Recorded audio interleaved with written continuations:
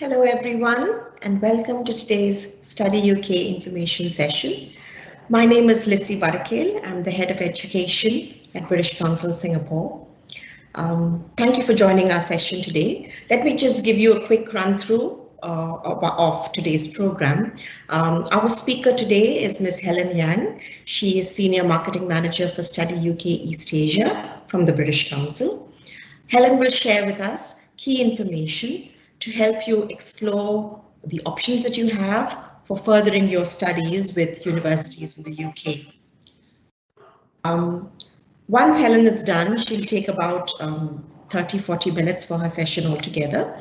Once Helen is done, we'll open up the session for Q&A, but please feel free to type in any questions, any queries that you have for Helen into the question and answer, the chat box, as the presentation is going on. And once Helen is done, we'll pose these questions to her. She'll try to answer as many as she can during the time that we have. And what we cannot answer, what we will do is after the session, we'll get in touch with you again, send you a recording of the session, send you a copy of the slide deck that Helen will be using today, and also try to answer as many of these questions which we have not been able to answer during the session, and also send you more useful links that Helen will be sharing during her presentation today.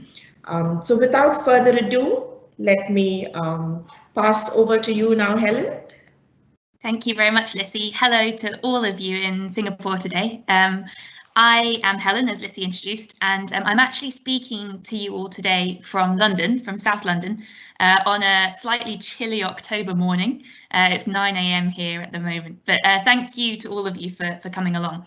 So just to reiterate what Lissy said there, I'm going to be talking a bit about the top information that you might find useful to know in preparation for thinking about the UK as a study destination. So a little bit about what the UK as a country is like, you know, what kind of study options we have here, how to apply, and then a little bit more about the current situation in the UK as well. But as Lissy said, do pop any questions in the Q&A box and we'll try to get to those after my presentation. So just moving on. So first of all, about the UK. Some of you I know will have been to the UK before, but not everybody. So we really hope that those students who do choose to come and study in the UK will fall in love with what we love about our country, which is the ancient traditions, and not just that, but the mixture of ancient traditions with a very forward-looking mindset and modern ways of doing things. If you come to the UK, you can experience world-beating cultural scene, not only in the capital, London, but also all over Manchester, Leeds, up in Scotland and Edinburgh and elsewhere. Of course, you'll receive a world-class education, which is what we're here to talk about today. And upon receiving a UK qualification, we know that you'll gain respect from employers from all over the world who know just how rigorous a UK education is. We also hope that you'll make fantastic friendships that last a lifetime. I know myself, having studied abroad in China and in Germany, I have friends that have lasted, you know, up until now. So I hope the same can be said for all of you in the next few years too. So you're probably aware, but the United Kingdom, of course, is made up of 4 countries: England, Scotland, Wales and Northern Ireland. And we're very proud to be one of the oldest democracies in the world. As I said, we kind of pride ourselves on being a very modern and forward-looking country, and something very important about the UK is our multicultural society, particularly in our towns and our cities. We have an open and inclusive mindset, and it's a safe and secure place to come and study. A fantastic thing about coming to study in the UK is that it's the home of the English language. So, you know, I think there's 2 things I want to say here. First of all, you really, you know, if you wanted to come here to immerse yourself in the literature and, you know, the art forms around the language, this is a good place to be. But also, not only that, we really pride ourselves here in the education system as well on the communication skills that you will learn through your studies. And I'll go into that a little bit later. The UK really is somewhere where everybody is welcome. And the UK is a very tolerant country where all ways of life are respected, no matter race, nationality, religion. We have a very deep commitment in our community and also on campus for universities to support all of the students' religious and cultural needs. So you'll find yourself studying next to students from all around the world. So not just from the UK, of course, but from Europe, from the Americas, from Africa, from all over. And not just that, but 20% of academic staff here in the UK are actually from overseas as well. And that's because the UK really draws those best minds to be able to teach you, the students. So as well as your fantastic studies, you'll want to be enjoying yourselves, of course, outside of the classroom as well. And we have great ways to be able to do that here in the UK. So we've got breathtaking scenery, countryside, mountains. You may have heard of the Lake District or Snowdonia. We have beautiful coastlines as well. And the good thing here is we're not a huge country, so it means that you can travel around relatively easily. For those of you who like going out in the evenings, there is a dazzling nightlife in many of our cities, and you can experience the very best of art forms, the music, art, theatre, film and literature that we pride ourselves on. You'll be aware of some of the fictitious characters that have been created in the UK, such as Hamlet, Shakespeare and Harry Potter, and also then through to the 60s of the Beatles, the Rolling Stones, and even to the current day with One Direction and Ed Sheeran as well. We have great activities that you can get involved with if you are somebody who's into music, whether that's more popular music with things like the Glastonbury Festival, or if you're into classical music as well. We've got the Royal Opera House in London. We've got music halls right up and down the country that you can visit. And for those of you who are into your sport, which I'm sure we've got quite a few of you here today, of course the UK's got lots to offer, not just to watch it and watch those live matches, but also to get involved as a sports person yourself. So UK universities have great facilities and great clubs and societies that you'll be able to join in with. And the UK, of course, invented many of the world's most popular sports, and it's just a great and lively place to come and join in with that action. So a bit about living here then, and I know cost is a big thing when you're thinking of studying overseas. We're pleased to say that the living costs here are a bit lower than in both USA and Australia. And to give you an idea then, so I would say first off that if you're studying in London or in the south of England, you can expect to pay a little bit more. If you go further north or into Scotland or elsewhere, you'll be paying a little bit less perhaps. But on average, you can expect to pay between £800 and £1,300 a month to cover your rent, bills, food and other living costs. You'll need to get your mobile phone when you come here, of course, and that will cost on average around £10. And I've put costs here as well for coffee and for gyms, depending, of course, on your lifestyle. But that's just something to bear in mind when you're thinking about whether studying overseas in the UK would be something that might be available to you. I mentioned before that the UK is easy to get around. It's also a good place to explore the rest of the world as well. We've got great airports, train systems, roads. You can get around very easily. And we've put the price here that you can expect to pay around £132 a month for a domestic travel pass. So again, just something to bear in mind in your planning phase. So what we're here for today, of course, is studying. So the UK is an amazing place to study. And you may be aware we have 2 of the world's top 3 universities based here. A further 26 of our universities and colleges are among the world's 200 best institutions for learning. So what I mean here is that it's not just if you're going to those top few rated universities. Actually, whichever institution you choose to go to in the UK, you can be assured that actually you're going to receive a very high caliber of education, because the UK universities are really held to account and are made to ensure that consistency is there with the high standard. It's one of the most trusted and popular study destinations for international students. And just in 2018 to 19 academic year alone, we had over 485,000 students, both undergrad and postgrad, choose to study here over other countries. So I think that goes to show just how popular the UK is as a study destination. The other thing is, I'm sure lots of you are thinking, okay, if I have a UK degree, what does it mean for me next? What will it open for me? 90% of international students are very satisfied with their education here, and they say they've actually progressed more quickly in their career and earned more than peers educated elsewhere. We also find that employers are very keen on the skills that you learn from your UK education. I mentioned before the communication skills, but if you do choose to come and study in the UK, you can be sure that you won't just be spoon-fed information. The thing about the system here is that you'll really be pushed to think outside the box, to be very creative and innovative in your thinking, to work in groups, to share your thoughts with others, to present your thoughts to others. And it's those sorts of skills which are very much welcomed in the workplace to make you that independent learner. Something very exciting when we speak of work is a new scheme called the New Graduate Route Visa, which is going to be live from summer 2021, so from next year onwards.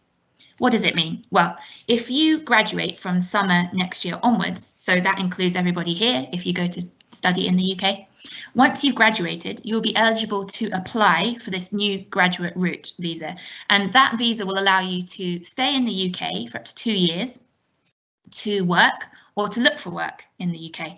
Now, if you're a PhD student, you'll be able to stay for 3 years.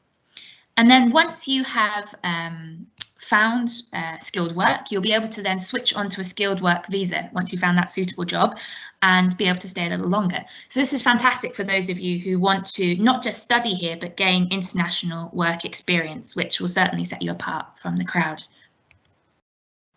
Now, the other good thing about our courses here in the UK is the very strong links that our universities and colleges have with industry. So this means that you're not just going to be learning very old-fashioned approaches to things, but also looking forwards and seeing what is it the industry is doing at the moment and how is that informing the education system. So we have some of the big multinational companies headquartered here. I've listed some here, such as Vodafone, Unilever, Tesco, Aviva, and others. And they really have a say in some of those course content. Now, the other exciting thing is that a lot of students benefit from practical work and courses as well that understand the current practices. And you may find that you're able to do an internship or work placement whilst you study. It may be just for a few weeks, or it may be even as a sandwich course, so with a year in the middle where you go and work in industry. So that's something to check out when you're looking at the courses on offer to you. The UK is also one of the world's trusted and most innovative countries. We're proud to say that we're often at the forefront of science, culture, finance, and politics. And for a very small country, we've done a fair bit. So we've had, the Industrial Revolution a long time ago, but also more recently with the invention of the World Wide Web and more. And being ranked as #1 for the impact of our scientific research just goes to show that when you come to university in the UK, and often, of course, it's the universities which are leading this research, you will be in contact with those minds that are doing that research. And that will also inform the course content and inform your supervisions as well. So let's talk a bit about study options, shall we? So in the UK, we have over 400 universities and higher education institutions to choose from. So that's quite a lot. And when you're looking at where you may wish to study, I know that for many of you, rankings will of course be very important. If that's the case, then do take a look at a website called Times Higher Education. You can find the World University Rankings there, and you can filter it by your subject. And you can also look at where teaching is particularly good, where research is particularly strong. You can look at different sort of factors. But as well as rankings, because really that's not everything, that's not the whole picture. What you need to be looking at, of course, is course content, as I mentioned before. You need to look at those modules. Are they actually things that you're interested in, or are you only going to that university because it's #1 or #2, #3? The other thing to think about is what kind of person are you, and what sort of place do you feel you'd be suited to or like to try out? So we have universities in busy cities. We've got many universities in London, of course, and then in Nottingham, in Manchester, in Leeds and elsewhere. But also, you can go to universities in much quieter countryside settings or on the coast as well. So these are all things to think about. What sort of student life would you like? You might also like to look at the numbers of international students at the university. You may wish to be surrounded by many international students, or you may wish to be in a slightly different setting. So these are all things to bear in mind. So for undergraduate, UK universities have one of the most diverse subject offerings in the world. And it means that you'll have that space, as I said before, to be imaginative and ambitious and think differently. The types of courses that we have here are, bachelor's or undergraduate degrees, which you'll be aware of. These are full-time and part-time. And we also have shorter, more vocational courses, such as foundation degree, diploma of higher education, higher national diploma, and certificate of higher education as well. In terms of postgraduate, not all of you will be thinking about this at the moment, but forward-looking, we also maintain those exceptional standards. The courses in the UK at master's level are often shorter than those in the US and Australia, taking just 1 year to complete. Not all of them, but many of them. And this means it's excellent value for money, and you can start using that knowledge that you learn at university much more quickly in the workplace. So the type of postgraduate courses that we have here are master's degrees, MBA courses, PhDs, doctorates, and we also then have postgraduate diplomas, which are shorter than a master's course because they don't have the thesis or dissertation at the end. We also have professional and vocational qualifications that you can follow here. So if you, for example, wanted to study something like accountancy, that might be an option. So an online platform that you all must be aware of is the Universities and Colleges Admission Service, UCAS. So this is where you'll make your undergraduate application. On this website, you can also search more than 50,000 undergraduate courses. So all you need to do is pop in the subject that you're interested in, and it will show you which UK institutions provide that subject. So you can look into it and you can see what the course content is and where the university is based. So I would say to everybody, make sure you go and check it out. The other thing I would recommend as well is to go onto our Study UK website, and we will share the link later on, but you can also just type in a search engine, Study UK. And we've got a great tool on there called the University Finder tool. And on there, you'll also be able to search for courses available to you in the UK.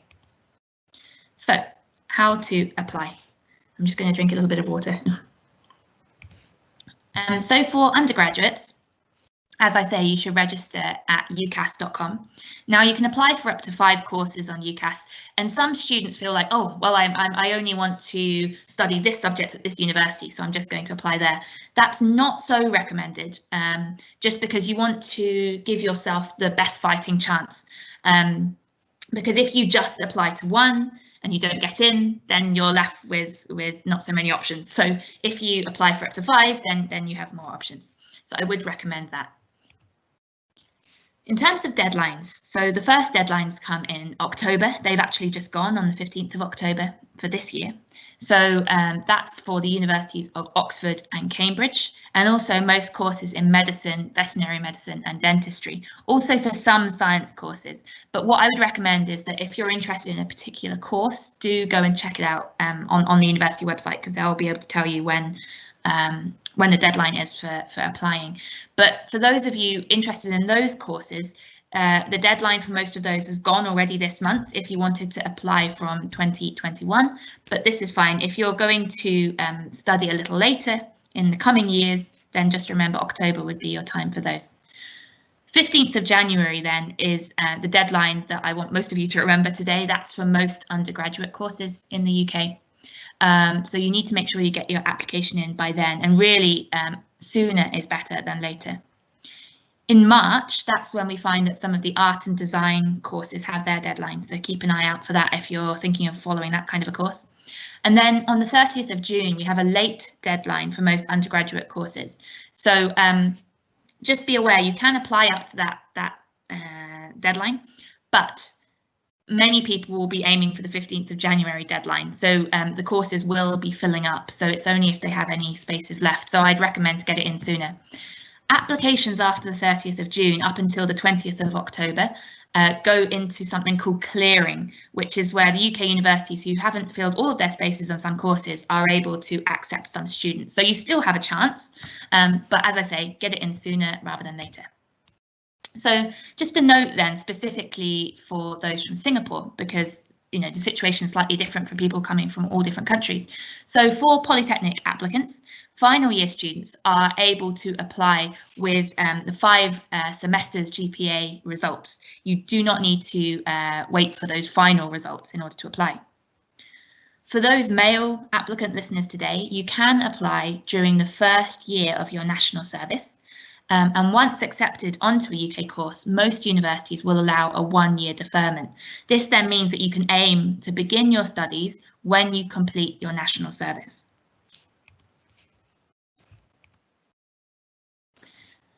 Okay, so you'll be aware that you will need to have an English qualification or a sign that your English is of a certain level when you go to study in the UK. This is one of the stipulations of your visa. And it's the UK university who will be saying whether or not they're satisfied that you fulfill the English requirement for the course. And the reason for this is because they want you to be able to follow the course with ease, that you're not going to be struggling because of any sort of language barrier. So all UK universities accept IELTS results. So IELTS is the International English Language Testing System. And international students who come to the UK are typically required to gain a score of 6.5 or above in order to study here. But do be aware that the UK's top universities can require a score of 7.5. So do check with your university, first of all, what the requirement is. So the level of English that they require, and also what proof of English they need, whether it's IELTS or, for example, those doing IB will already have proof of English. So you need to check with the university what they want to see as proof of English. There are other tests available as well, which I've listed here, but IELTS is one of the main ones, and we've put the website there for you to go and check it out. I mentioned earlier a bit about day-to-day costs, but of course, the bigger bit of money is the fees for your studies. So for international students, undergraduate fees range from around £10,000 to £26,000 per year. And this is for lecture-based degrees because you're not using so much equipment and you're not in the laboratory. For medical degrees, you can expect to pay more, so up to £58,600 per year. And that's because it's more involved with the equipment that you need. Postgraduate degrees, though, in the UK are shorter and cheaper, and most postgraduate degrees can be obtained in just 1 year, as I said, making them good value for money. Now, postgraduate degrees typically range from £15,000 to £30,000. So there are scholarships and bursaries available for international students. You just need to do a little bit of research. So first tip, go to the Study UK website. We have a great scholarships page there dedicated to international students. You can find out about all the scholarships available here in the UK from UK government. UK universities also have scholarships for international students. So if you go onto the university website that you're interested in and go to their scholarships page, you can let them know that you're from Singapore, that you wish to study this subject at this level, and you will be able to see then whether you are eligible for any pot of money. The other thing to mention is that you should probably check in as well with the local government to see if they have scholarships available in the ministries as well. So there are different routes to find financial support. Now, we often get questions about whether it's possible to work part-time and study as well. So if you're over 16 and have the right visa, by which I mean the student visa, which you will all have, then it is relatively easy to find a part-time job while you're studying in the UK. Typically, you'll be able to work for up to 20 hours during term time. So that's a restriction of the visa. You shouldn't be working any more than that, but you will need to just check your visa paperwork when you get it. The other thing is you'll need to check with your university. Most universities in the UK allow students to work as well as study, obviously so long as you are managing all of your assignments. But for the universities of Oxford and Cambridge, you are not able to work during term time because they wish for their students to focus solely on their academics. So do check that out. I would say, though, for those of you who are able to work, it is a fantastic way to learn more about the UK, how the UK works, about the society here. It gives you those work skills on top of your study skills to take you forwards. And of course, it gives you that extra bit of money to use during your studies.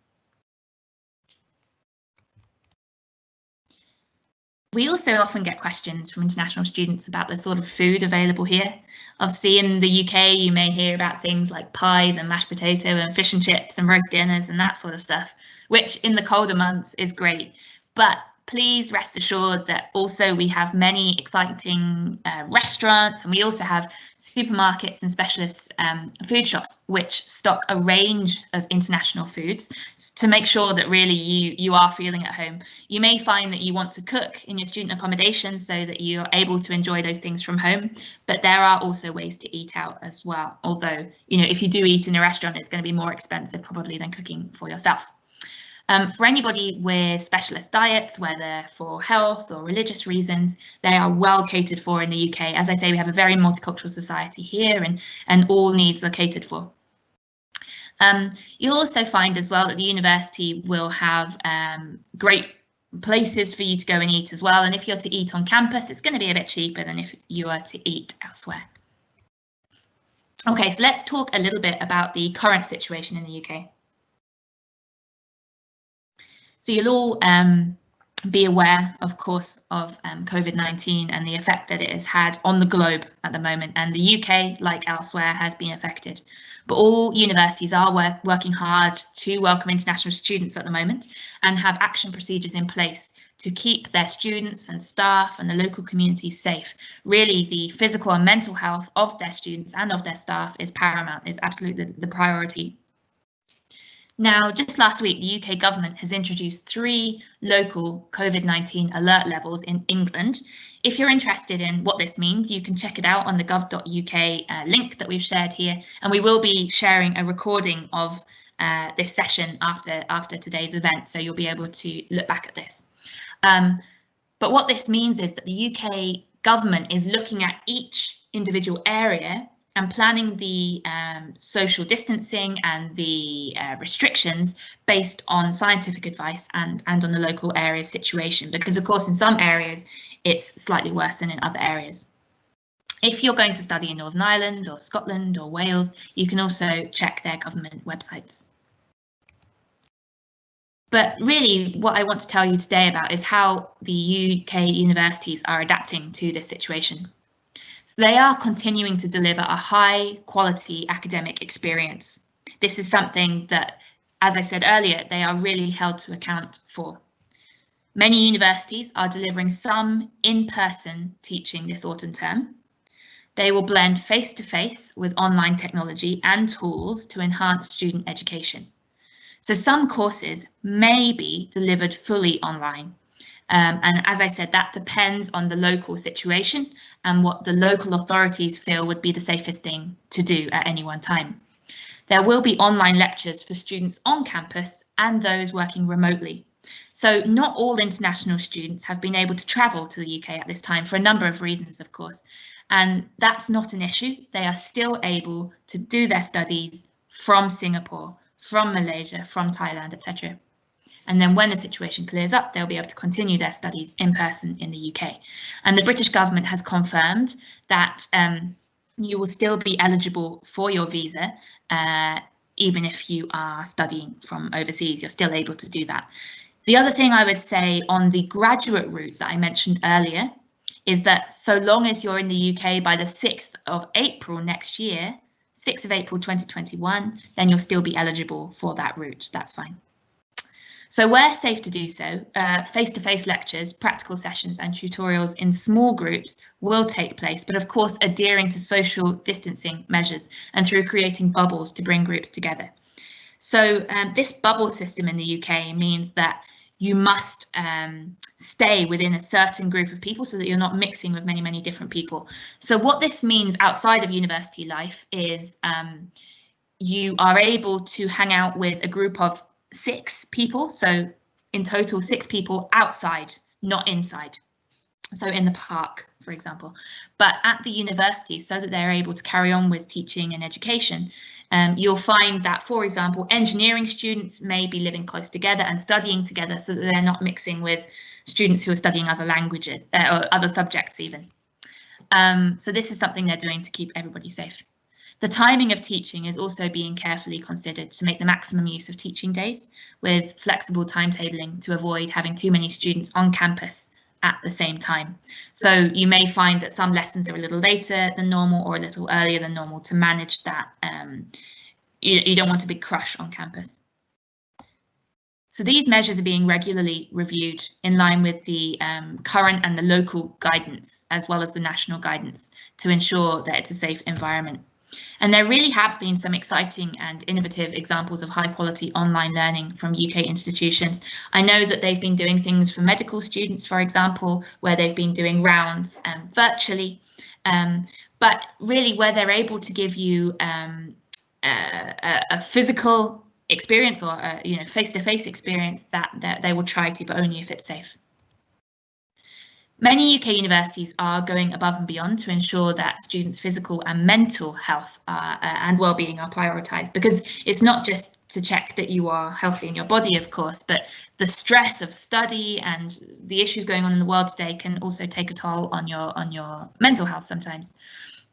So we've seen universities implement a number of services for international students recently, such as airport pickup services to make sure that you're feeling welcomed and comfortable upon arrival.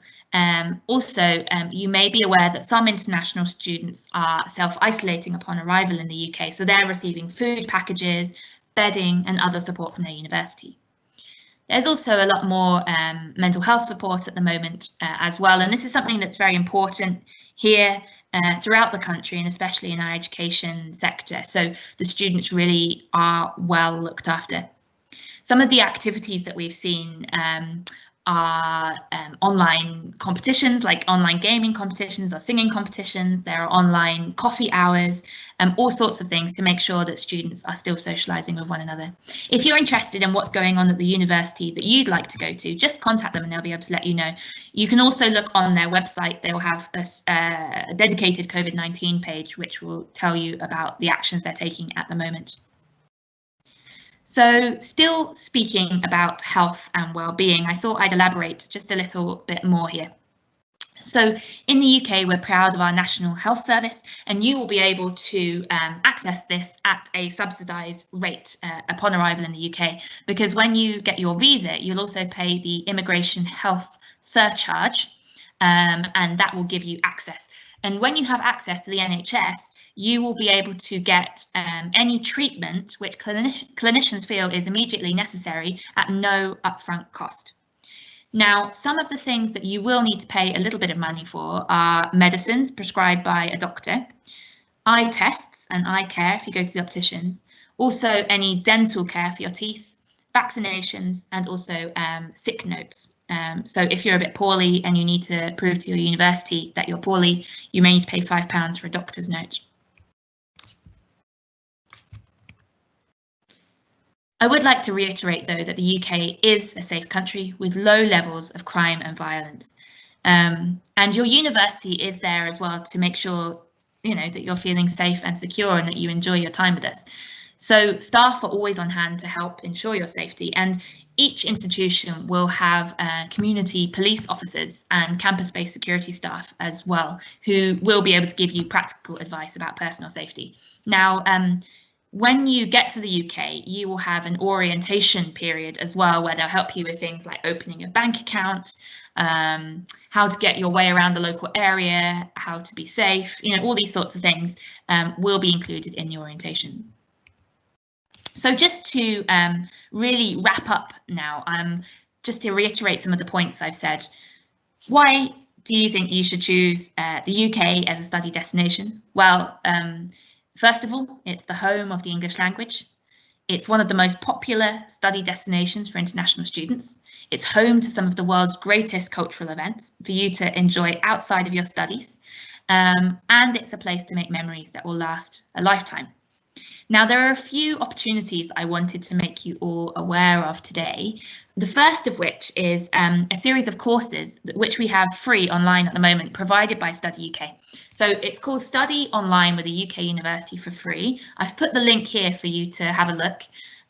So what does it mean? So from the 5th of October, so now, through until February, the Study UK campaign is offering free access to nearly 400 online courses from 40 UK universities. And you'll be able to experience what it's like to study at a UK university for free from the convenience of your home country. And it's kind of a way to try before you buy. You know, you can do a short course and see if you like it, and then perhaps you decide to study in the UK. It covers a wide range of courses, including courses on poetry, anthropology, sustainability, human anatomy, mental health, and also the COVID-19 pandemic and how it's being dealt with globally. So there's really going to be something for all of you, I promise, whether you're into science or the arts or other kind of subjects. So do check out this link. Something else I'd say as well is when you're applying to the UK universities, you will need to write a personal statement, which is kind of less than an A4 page, but that's your chance to shine. And what they're going to want on there is not just your, you know, how well you've done in school, but actually it's also for you to show what you've done outside of your lessons. So if you can show that you've dedicated a bit of your own time to, for example, one of these courses, or to special reading around your subject, or to going to exhibitions about your subject or anything like that, do put it in, because that will show extra dedication to your subject.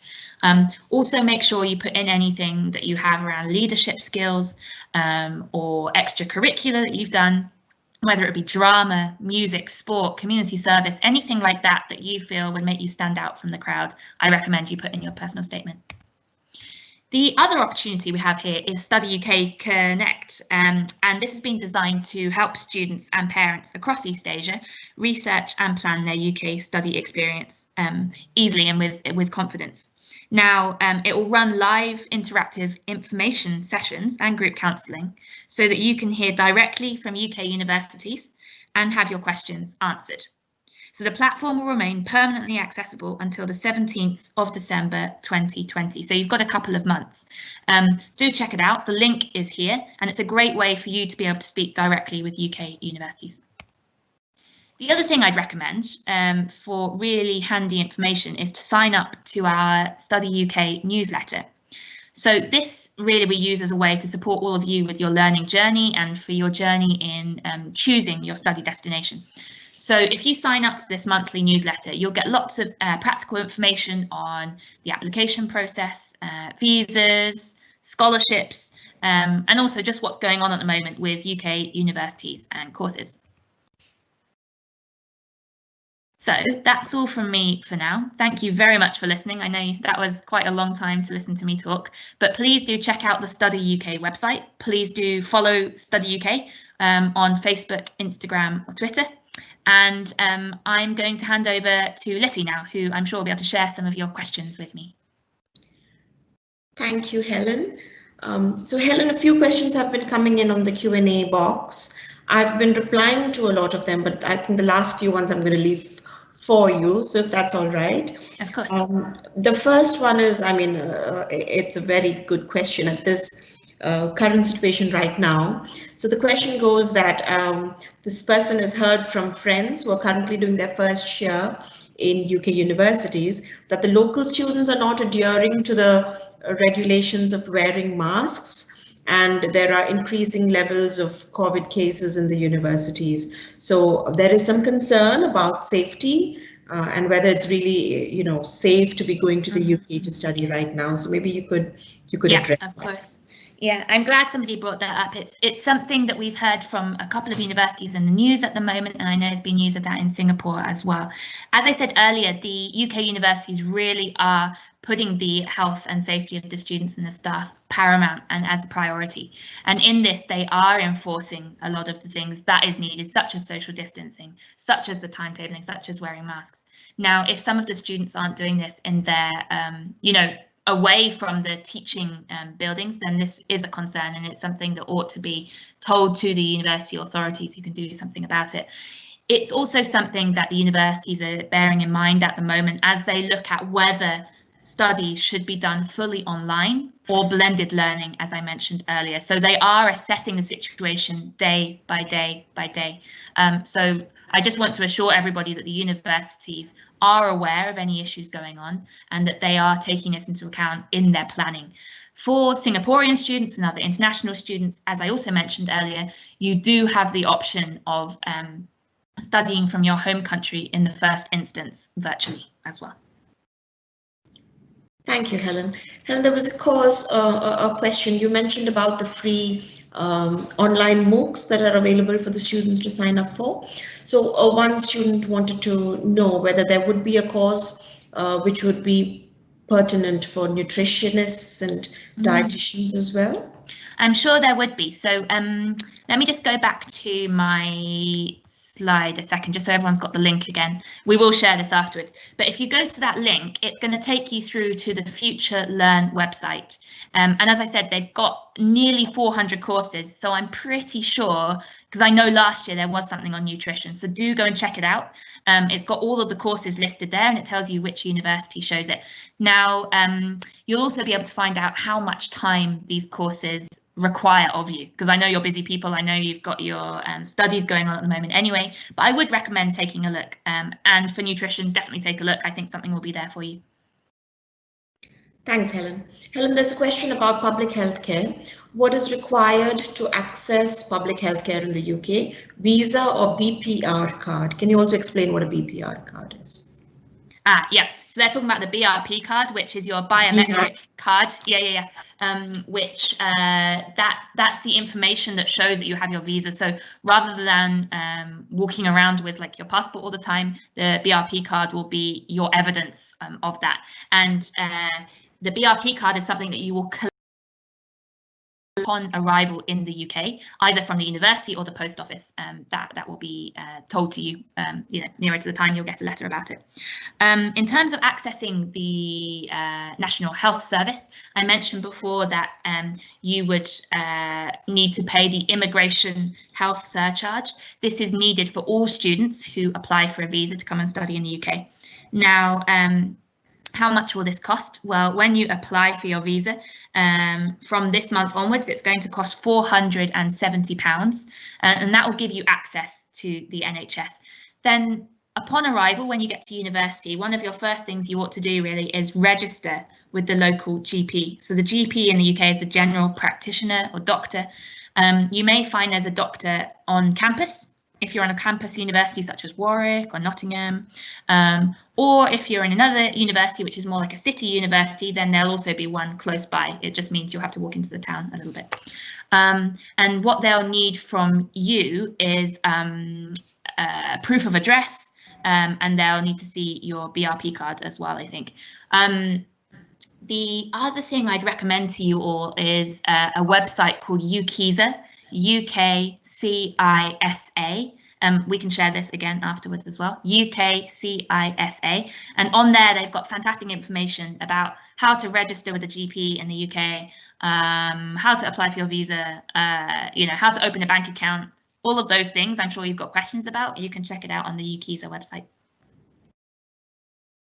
Helen, there's a question. I'm not sure whether, you'd be able to give some broader outlines to this. How does a university in the UK, how is it different from a Singapore university? That's a very good question, and maybe one of my colleagues can add a bit after this. But I personally haven't, studied in Singapore, so I can't speak from a personal experience of that. But what I can do is compare.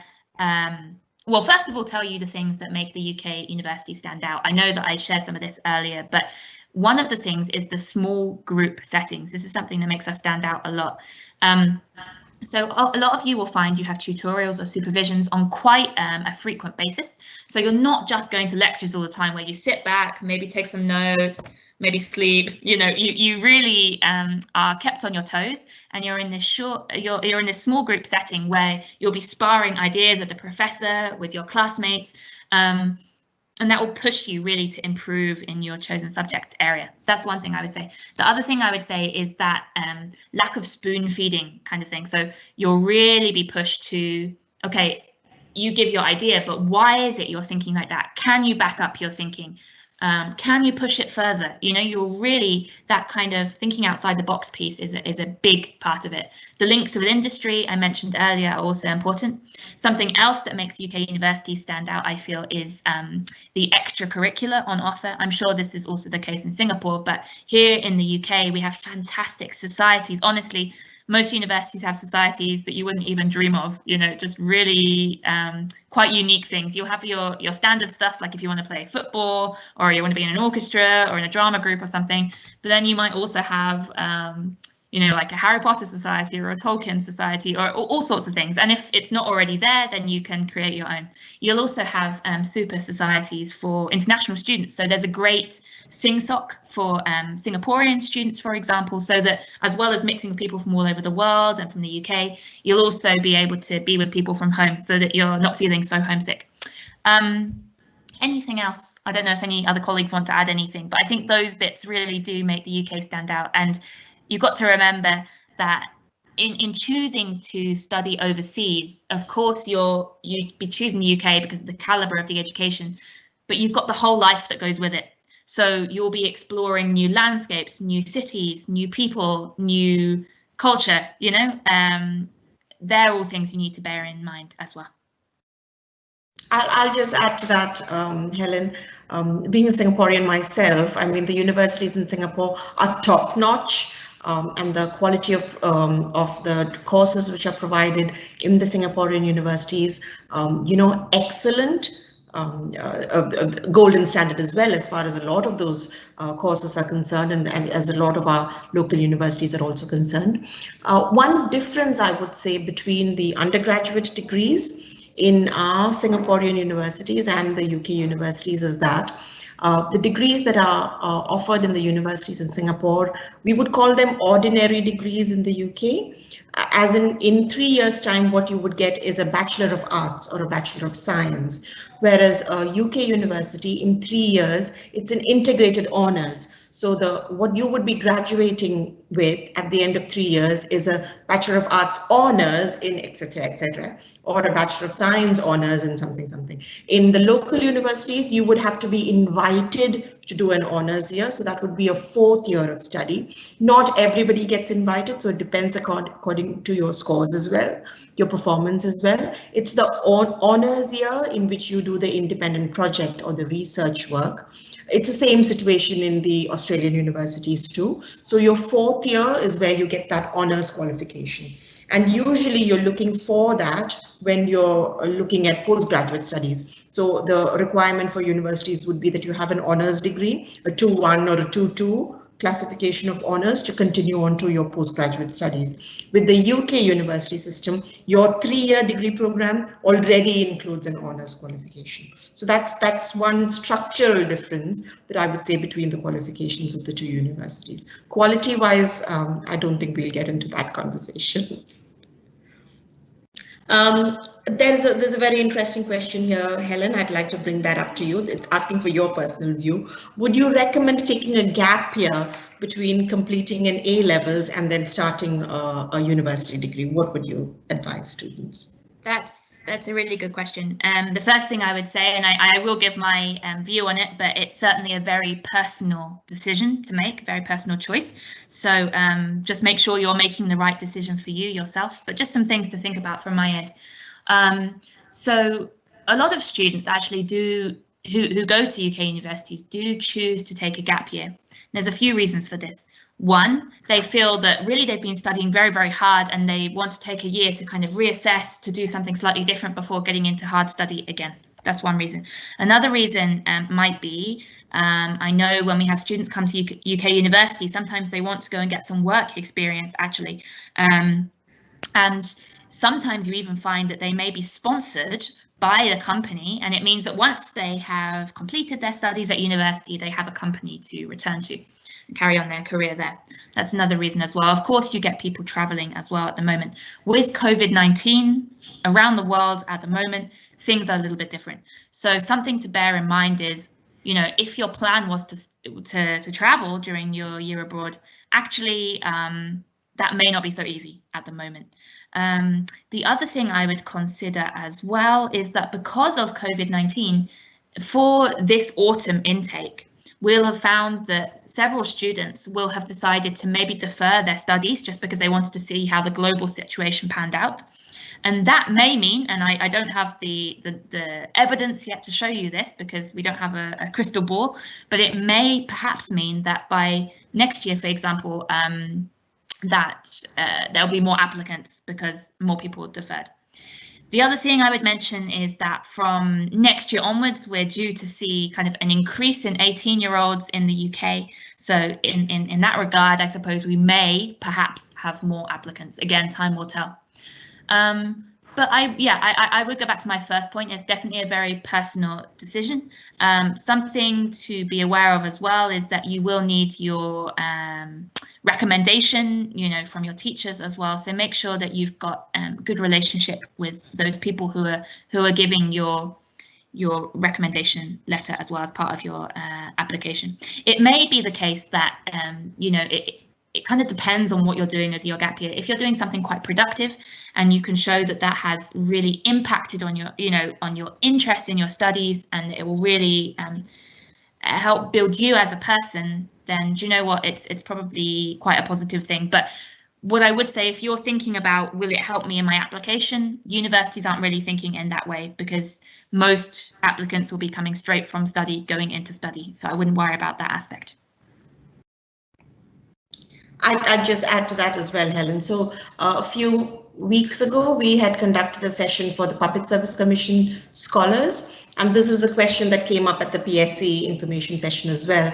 And I remember the director of the PSC session of PSC was giving advice to the students that if you are taking a gap year, exactly like Helen said, if you're requiring that to boost up your chances of getting into a university, then the university as well as the PSC for that matter will be looking at what did you do during your gap year, right? Were you just traveling around and tasting the food and doing all of that, or did you actually spend some time doing some voluntary work? Were you building on skills in the particular course that you wanted to follow up with? So as long as, again, it's a very personal decision, but as long as you're using that to boost up your application, something that you can then you know, add to your personal statement and give the university or the PSC, depending on, and the PSC, depending on how you're applying, that added evidence that you're really interested in this particular course and you've gone out of your way to expand your knowledge, your skills, your attitude in that particular course that you're interested in studying, then that works in your favor. Mm-hmm. So I just wanted to add to what Helen said. I think finally there as well, what you can do if you kind of do a bit of research on the UCAS portal, you'll see what I mean, but you can put a deferred entry date when you apply. So by that I mean you can apply now, but tell them I won't be starting next year, but the year after. And I'm not sure about the intricacies of the form. You may need to give some reasons why, but that is an option as well. Helen, there's a question about double degrees, because that is something that universities in Singapore do offer.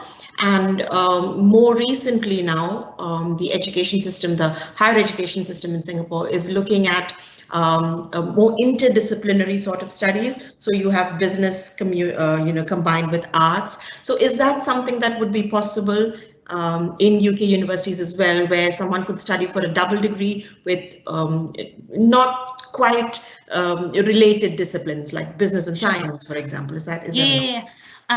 So we definitely have joint honours programs in the UK. So I would take a look at those if I were you. If you look at the individual university's website, they often tell you on the page, let's say, for example, you wanted to do like business with French, just as an example, that's a kind of a common combination.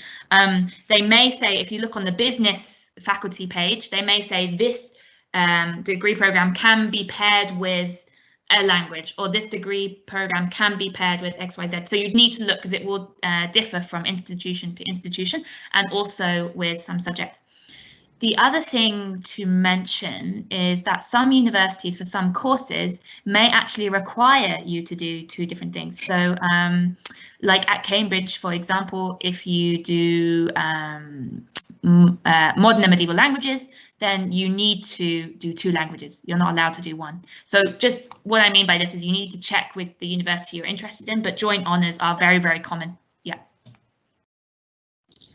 Coming back to our COVID situation right now, so there's a question which would benefit with some clarification, Helen. Is there a cost difference if we do the course online in Singapore and not in the UK? No. At the moment, I believe the tuition fees are the same. Yes. Yeah. A related question for the 2021 batch. This is regarding the graduate entry route. Whether the 2-year visas would be allowed for searching for jobs from the 2021 batch as well. For 2021 batch, so yes. So yes. If you graduate from next summer onwards, so anybody graduating from next summer onwards, you will be eligible, so long as you kind of satisfied the requirements of your previous student visa. You know what I mean? Like if you did anything to break the rules on that visa, then they wouldn't look so favorably on your next application, but I'm sure we don't need to worry about that here. Yeah. And more information about the graduate route will be coming out in due course. So please keep your eyes on the Study UK website, and also sign up for the newsletter I mentioned, because information will go out there. Helen, there's another question about the BRP cards, and this is because of the COVID situation. Some of the students who arrived in the UK in September have not collected or have not received their BRP cards. And so they have shared their fear of getting infected and not having access to the NHS because they haven't registered with the system. So what's the situation there? Okay, so usually the rule with the BRP card is that you must collect it within 10 days. You've probably seen that on the letter that you receive with the BRP. However, the government at the moment is extremely cognizant of the fact that people, particularly if you have had to self-isolate upon arrival, that you wouldn't be able to grab it within 10 days. They are making allowances for this and allowing people to collect it later on. They're saying it's not an issue. If and I can understand the concern with COVID-19. Actually, with COVID-19, anybody in the UK is eligible for free testing and free treatment should you need it. And I hope nobody here does, but should you need it, that's all free of charge as well, even if the test comes back negative. So I would have thought that this would be made available to you anyway. But if you do have concerns about your BRP card, please do speak to your international student liaison office, because they're the ones who will be able to help you on this. Don't just leave it unsaid. Make sure you chase it up.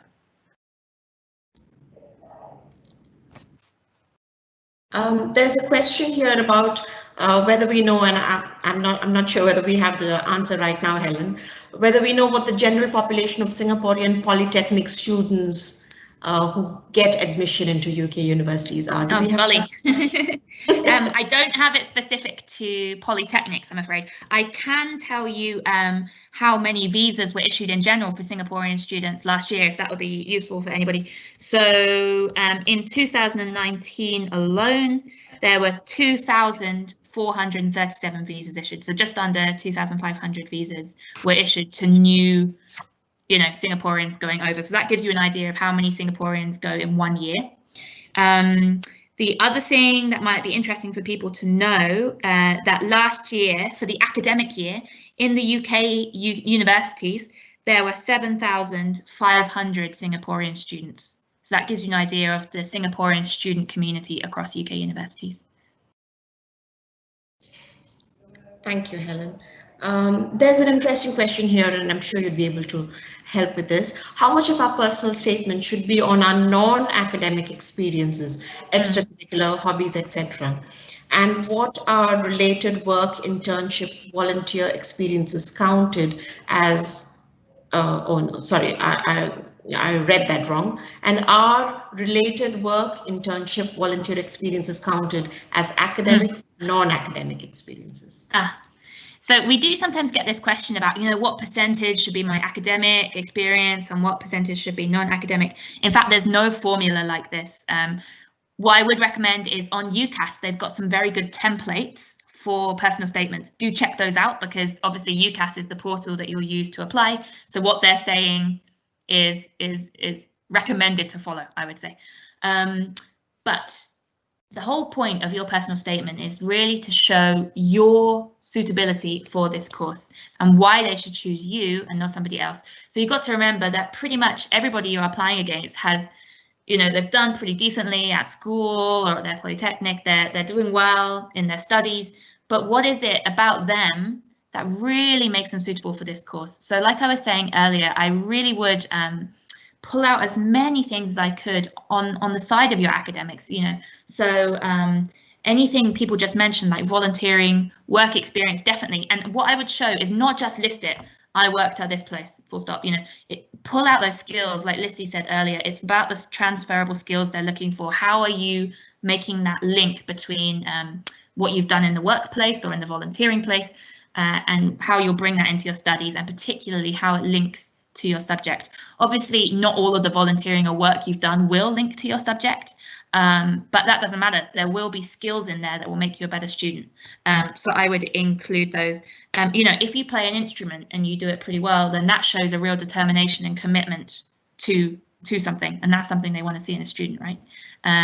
If you are really into your sports, then actually, that communication with your team members, again, that perseverance, on these are the kind of skills they want you to see you bring out. So academic obviously is a must, and I'd put that up there at the top, but please do include lots of the other bits as well, and do check out those templates on the UCAS website. Thank you, Helen. That's the hour for us. There are still a few more questions, and as I said at the beginning, the ones which we couldn't get to, we will jot down the answers to those and send them to you as we send the link to the slide deck. There was a question around that. The recording of this webinar, we'll be sending that to you as well. And all of the links that Helen mentioned, including additional ones like the UKCSA, we will send those to you as a follow-up by email following the session. Thank you very much, Helen, for your time today. And thank you everyone who joined us in this webinar today. We hope you found the information useful to your future studies. We wish you all the best. With those of you who are still continuing your diplomas, do well. Wish you all the best. Stay safe. And those of you who are exploring continuing your undergraduate studies, look at all the options which are available to you. The free online MOOCs, which will give you a flavor of the courses which you could be continuing to study on, as well as the Study UK Connect website that Helen mentioned, where you would be able to get on one-to-one chats with universities and ask them for clarifications, speak to the university advisors directly and get more advice, more information on your future studies. We wish you all the best with your studies. And once again, thank you for joining us today. Thanks, everyone. Bye.